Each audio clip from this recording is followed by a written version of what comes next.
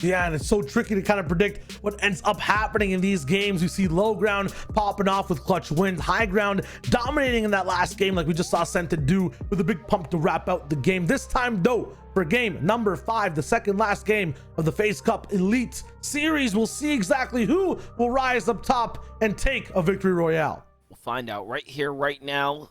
And we're blessed with Carrie, Pam, and Fatch here, who have been contested at the drop spot, so there should be a little action unfolding there from them.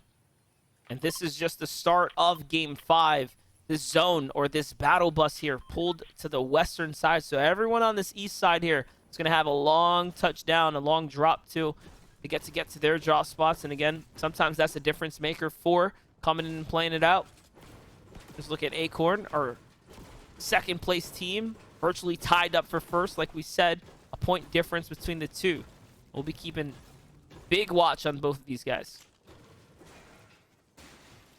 A 1-point differential. Both teams used to being consistent as they play, but now there's a big catch up. 20-point lead before for Except, kind of removed after that last game. For Faze, Dubs, and Illis, it'll be the same thing as always. One teammate down while they're playing.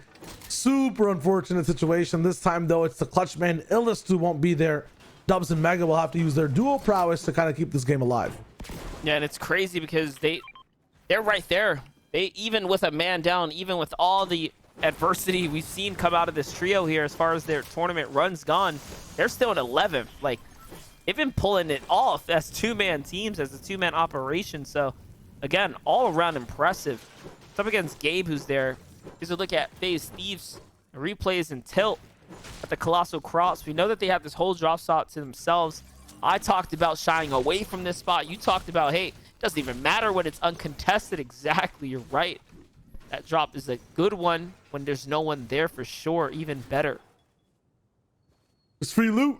And over here too, it's pretty much free is what he's saying. Sent Commitment and Edgy actually pivoting into here. You'll notice a few teams drop down in this game. I believe Booga's team isn't here either to play out this one, so we'll see some people taking those big spots. Arab Hen and Sebi though are looking to actually be proactive this time. Don't want to get dived on into at Dirty Dogs.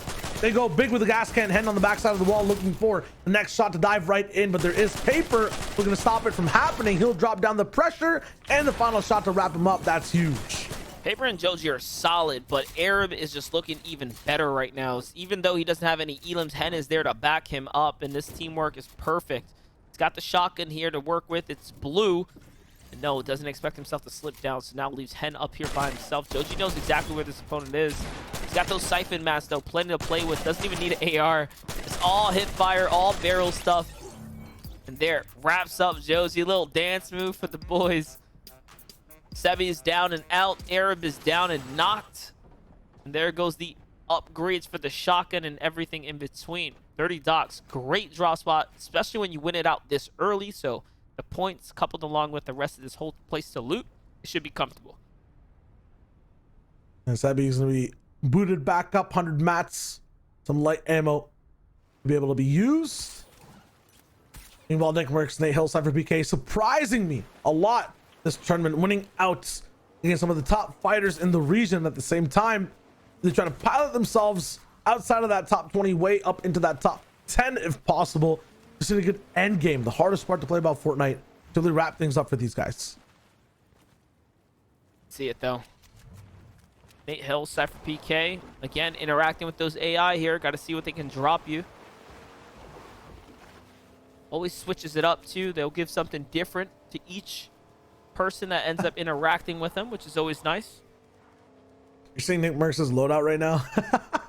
The man has no shotgun. He's just playing for the beams. He's back in gold compact SMG, and then he's got the AR too. That's crazy.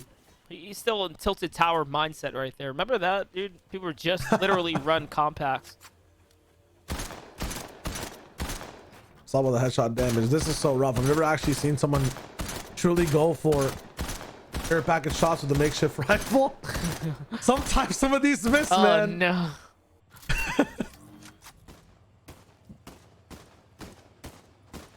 Chaotic's like, yeah, can't back you up here. Business as usual. Who Fishy, Aspect, and Kaz. One of the most exciting clutches we saw today.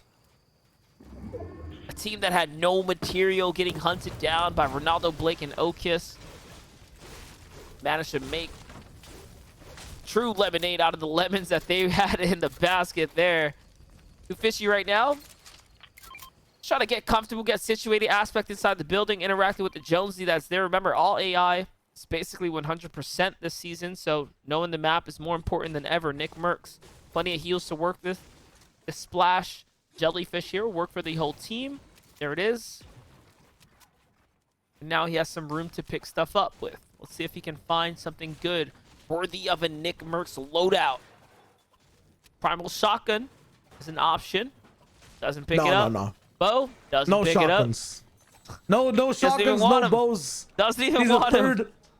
Second SMG, a third AR. Give him some beams to use, man. This guy just needs that and some good aim, and he's just in there beaming builds. And wow, Gonzo gets beamed too. Scrub on some Nick Merckx aim as well. There's nothing twice about raw peeking with no builds. That is tough. Yeah, definitely look at Scrubby here. 3 big pots, 6 minis to work with. Very, very nice. Very great spot to be in. Gonzo looking down and in. Gonzo's team in 5th place right now. Hopefully they didn't lose the momentum that they set themselves up with coming into that last game. Around that 3rd place slotting. Oh, he actually has an upgraded revolver. That has first shot accuracy on it. Interesting. Yeah, he's have to kind of go all in with some of the shots. Even when resetting that first shot accuracy, going for a perfect shot. You can't just use the FSA and then, you know, end up spraying afterwards like with a mechanical AR. It's going to be tough. That's how, you know, Scrub got the beams down. You just have to over peak a little bit compared to normal.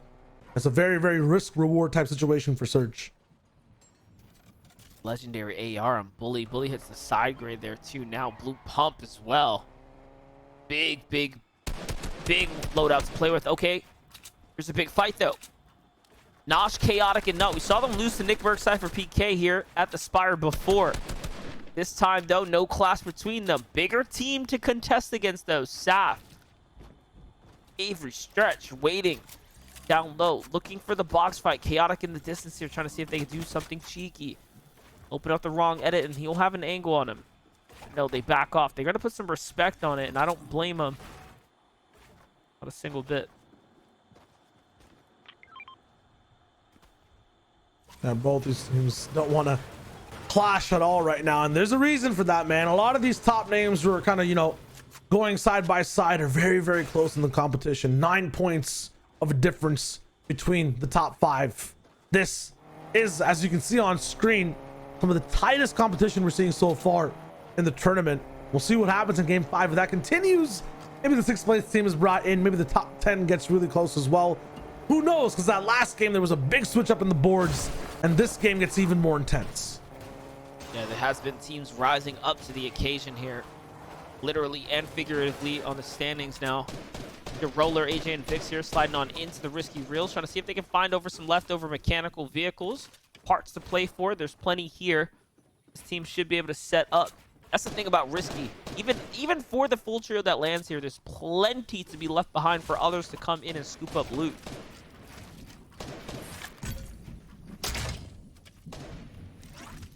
Oh, no tag. Was that man even moving? D-roller, bro. No, he was sitting. Look at this man sitting there. Archery lessons, man. Like, what is this? That's a free shot. Get the vehicle out. There they go. They're gonna rotate on through now. Start to get a move on. They've shot at players on that move there too, so they are definitely hyper aware of their presence. Edgy on the other side with Scented and Commandment right now. This is game 5, guys. So we're late into the tournament. All these teams are looking at right now are teams that are placed very high on the standings.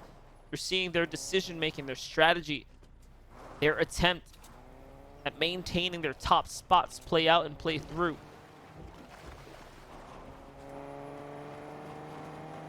Lots of different disengagements going on over here. Another bridge that Cease does not want to cross.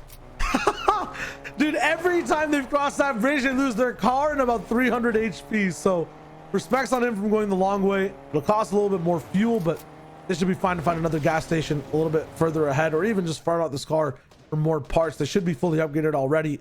Meanwhile, Trap, Neon, KJ Rop against Colosso, Mikey, Scrub. These guys, two teams, honestly, that are just, you know, no stranger to conflict. They always want to end up fighting early game, mid game, pushing boxes. Not sure why, because usually you don't get anything out of this, but hey, they're scrappy. It's what works for them. Yeah, definitely. I mean, it's what was holding them up on the standings before, too. Like, you know, coming out of the heats and whatnot, some people just have that place out drilled into the brain. They've been middling in the competition. All the pushes haven't really worked in their favor. Most of their points being accumulated through the placement points. They only have 5 elims. KJ now getting hit with the stinker. Bo has to back up. Chaotic by himself right now. Who's chasing? Cypher PK finds them again. There's no way. These guys are like the kryptonite. The Chaotic. And after this as well, they're going to be able to have one of the best weapons in the game. Nate Hill going to be there to once again stop Chaotic from editing the right way. Another height retake that Cypher stopped last time with a big pump. But this time, it's going to be Chaotic on the front side, proactive on the wall. Cypher has to edit down, takes vital fall damage. As this happens, though, we'll see Nick Merckx back into the fray. The sting roll from Nate should be active here in just a second. Trying to tap these bills to see where Chaotic is. The calm comes in that he's absolute low ground. No stick needed, but he takes out Cypher as he gets into the box. Oh no, and the full thirst as well. Nate Hill was just a little too late, a little too passes. Too much trust into Cypher there, and now he loses a man. He's gonna have to play for the pickup here. Nick Merckx was just there as well, lingering about. Degen, Agers, and Skittles right now onto Gonzo, Iamzo, and Paru. Actually, seems like it's going the other way. They're the ones pushing back on the walls right now, trying to reclaim, so Iamzo has to be careful. Big team right there on the other side of the wall. That's a team that was arguably in the question to contest the championship belt for the FNCS series that just unfolded. So, looking at teams that are hot right now. We can average out the scores for him, you know, on the standings. When it comes box to box, it's all Gonzo, Paro, or Iamzo. We can't help them here at all. They're gonna have to win, make the right decisions. I think Zlem just went down to the feet as well. Trades between their trio and Jelties. This fight is really going the full mile. Stretch can see the runway too and is looking to get his own story involved in just a second, but more teams need to, or more players need to go down in this scrap first. Every team now on the map is kind of shoving their eyes towards this fight that's right between land and water. Skittles is down. Degen's looking to find a little bit of an advantage right here. He gets full finish. 3 players in the same box. They all edit over. Degen gets absolutely sidewiped as he tries to go past the builds. It's all up to Agers to keep the dream alive. And that he does. He manages to get up off that layer. So messy down there. Saf is in there. Avery's in it. Stretch is in it. Now, pinch between. He finds himself on the outskirts as Gonzo's done backed up. Punished as well. Iamzo punished as well. Everyone here, though, takes their fair share of hits. And we're looking at top teams clashing, guys. Our 3rd place team up against our 5th place team. And then you just toss in the extras in the mix of Degen, Agers, and Skittles, who are in the middle of the pack right now, in striking distance of top 10, and you got yourself a big problem right here. Is that a This wolf? is That's really a wolf out there. Wolf is not stopping. I was about to say. He's chomping at builds, man. He's still there. Gonzo's got a pet dog. Don't see that every day. Not sure what food he's feeding him, but that guy is ferocious. Stretch getting tagged between these builds. NA East Warlords don't have the ping to uphold this pressure.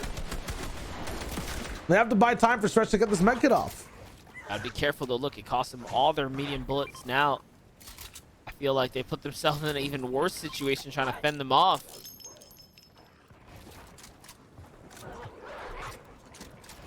Wolf is still fighting. Someone help him out, man. He's by himself, just wants a little bit of a pet.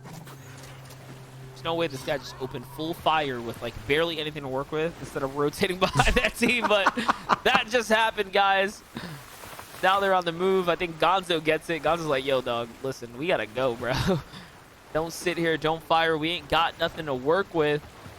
But they need a refresher. They do need a refresher. They have to set something up here now. Otherwise, this game is gone.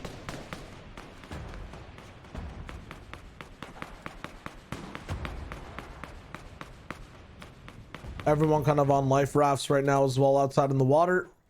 Macwood always in the most interesting positions to get tags. It gets kind of weird. Rocane, Cloudy, and Suscripts also in the business right now.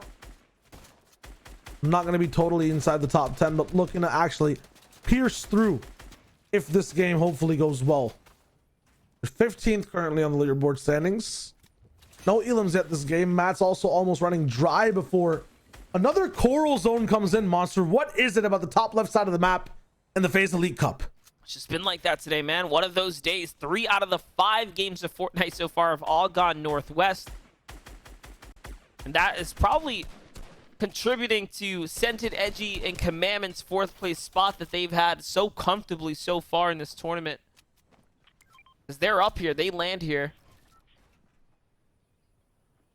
This time, though, although there's still a big chunk of water, there's a lot of land cutting right up the middle. Either way, it's going to be even tougher now if you're not at this land piece early, because they're going to have all the high ground to see out into that ocean view.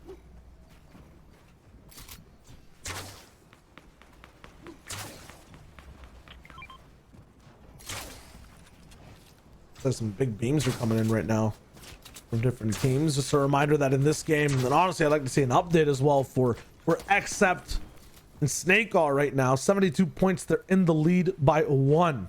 Slacks, Jack, and Acorn right behind them with 71.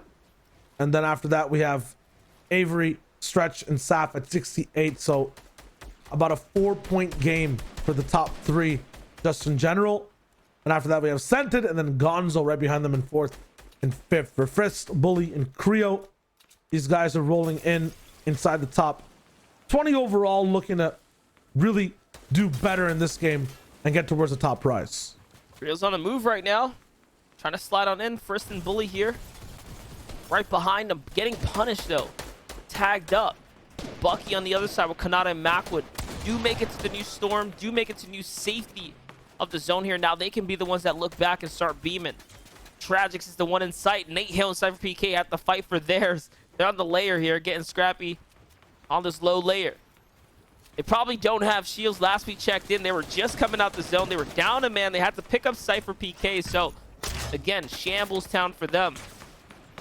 Good usage of the bow there to try and put some pressure down in those open edits.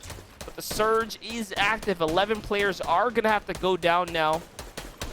It means multiple teams are going to be having big issues presented before them. You can see the medkit hold there. He's trying to time the medkit into the surge, so they don't necessarily plan on being too risky.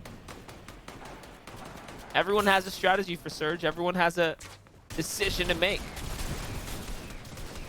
And right now, everyone's kind of in long distance conversations. Meanwhile, Creo stopped near the zone. Unfortunate for his trio. They'll take down Sparebow and Felix as Vix picks up the rest of them on the side. Bucky also frozen in time, caught between builds. He gets beamed down. Meanwhile, Stinkfish are being thrown over by Tabs G. Everyone suffering a different fate right now across the board. Is eating Gonzo alive, dude. Look at Gonzo's HP. He's got 10 health to work with. From max HP down to 10 health. Iamzo has nothing there either. Ouch.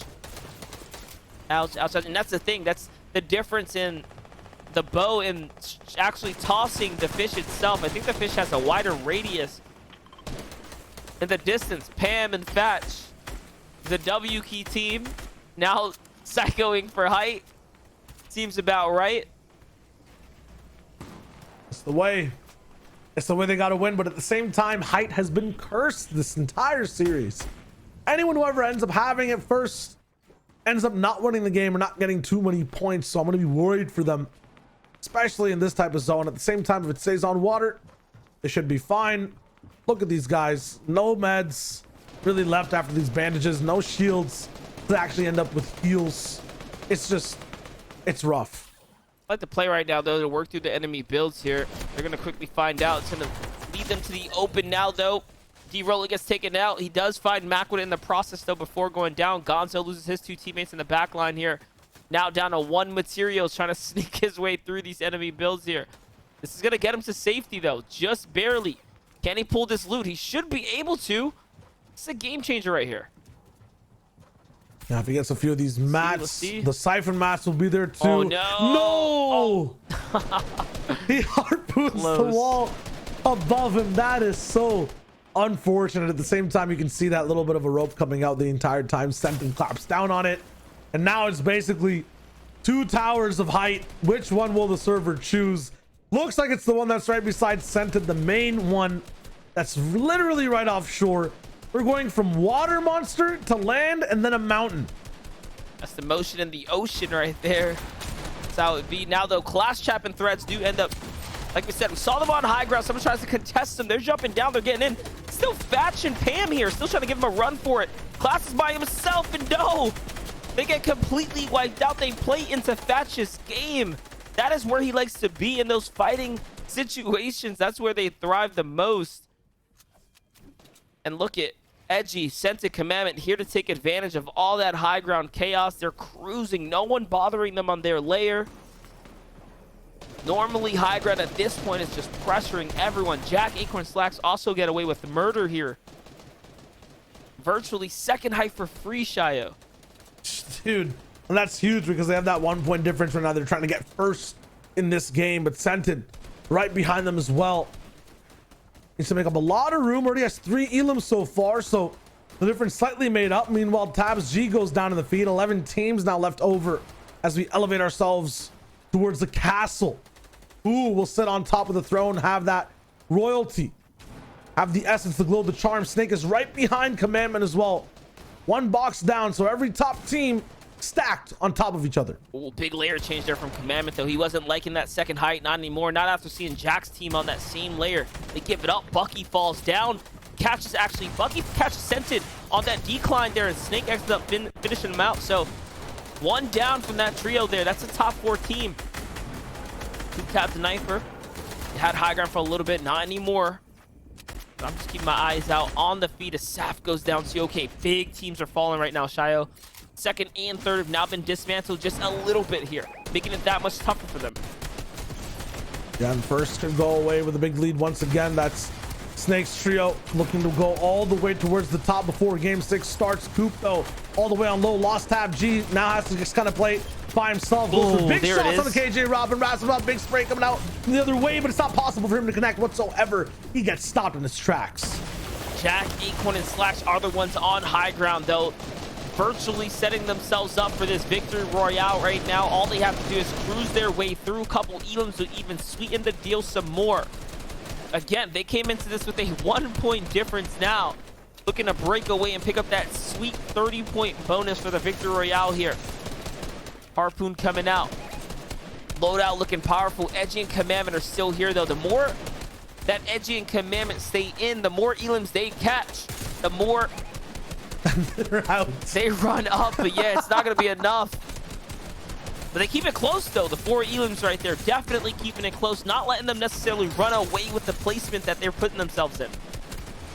Very, very close. Well, right now, second place team's on high ground. That's Jack, Acorn, and Slacks. First place team of Boyle, Except, and Snake are alive on ultimate low. 3 different teams left, 9 players all alive. Subscript also looking from 12th place to hit inside top 10. Shields have to be popped on height.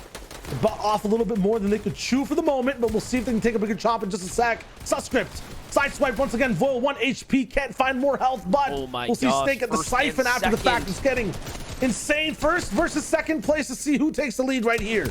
I mean, listen, Slacks, Acorn, and Jack definitely have the lead, but for them to come all the way this far, they are fighting for this tournament right here, the Elite Cup.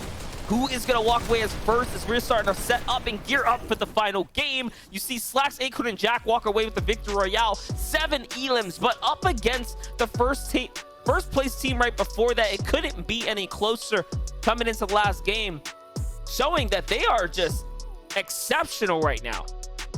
Yeah, but what was the elim diff towards the very end? We saw that these guys on height, Slacks, Acorn, Jack, didn't actually do too much in terms of getting elims until the very end. Snake, meanwhile, though, with Accept and Voil, were on low. They were milking shot after shot. Gotta remind you guys, too, it was Commandment, Edgy, and Scented who had high ground at 1.2, looking really good. Actually, this was I believe a game before, completely different zone. So look at replays from game number 3 so far, reminding you exactly how this game broke down and how the leaderboard came to be. In this last game though, Monster, that we just watched, how will the score shake out for our top 2 teams? Yeah, what we noticed in all these replays here, no matter what, is that Acorn, Slacks, and Jack are all in the mix there. And now with them taking home this victory royale, it's really just going to start rounding things out, right? It's going to start putting them up at the top of the standings.